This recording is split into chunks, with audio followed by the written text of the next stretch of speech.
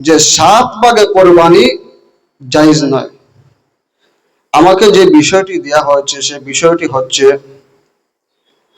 7 ভাগে কোরবানি করার বৈধতা নিয়ে আলোচনা করার জন্য।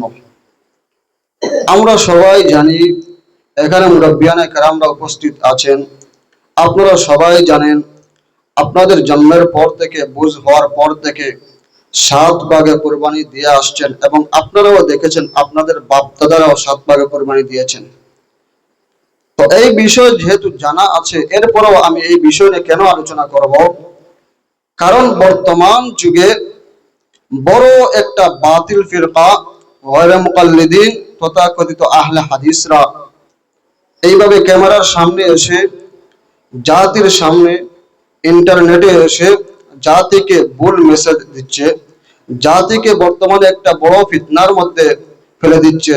বর্তমানে তারা এইভাবে নেটে এসে, ক্যামেরার সামনে এসে, আম জনতার সামনে এসে বলতে চাচ্ছে যে 7 ভাগে কোরবানি জায়েজ নয়।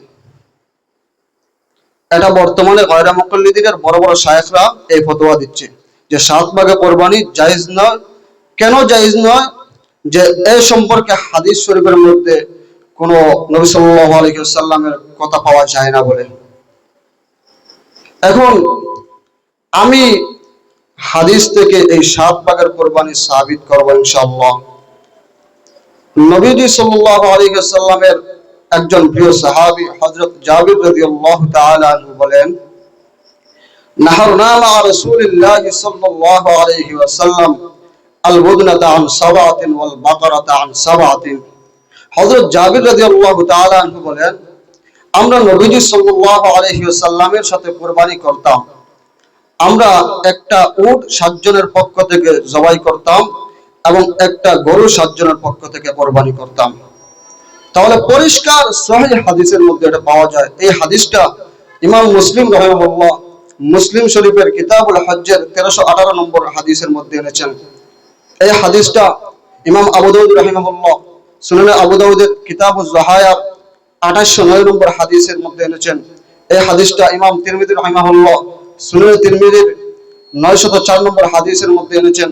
এই হাদিসটা ইমাম ইবনে মাজাহ রাহিমাহুল্লাহ সুনানে ইবনে মাজাহ এনেছেন, হাদিস নম্বর 3132 নম্বর হাদিস। এই হাদিসটি ইমাম মালিক রাহিমাহুল্লাহ তার মুয়াত্তা মালিকের মধ্যে এনেছেন, হাদিস নম্বর 1049 নম্বর হাদিস। এই হাদিসটি ইমাম দারমি রাহিমাহুল্লাহ তার সুনানে দারমির মধ্যে এনেছেন, হাদিস নম্বর 1956 নম্বর হাদিস। এই হাদিসটি ইমাম ইবনে হুজাইমা রাহিমাহুল্লাহ সহিহ ইবনে হুজাইমার মধ্যে এনেছেন, 4 নম্বর খণ্ডের 288 নম্বর পৃষ্ঠা, হাদিস নম্বর 2901 নম্বর হাদিস। এই হাদিসটি ইমাম ইবনে হিব্বান রাহিমাহুল্লাহ সহিহ ইবনে হিব্বানের মধ্যে এনেছেন, হাদিস নম্বর 4006 নম্বর হাদিস। এই হাদিসটি ইমাম বাইহাকী রাহিমাহুল্লাহ বাইহাকী ফিল কুবরার মধ্যে এনেছেন, খণ্ড নম্বর 5 নম্বর খণ্ডের 188 নম্বর পৃষ্ঠায়, হাদিস নম্বর 9572 নম্বর হাদিস।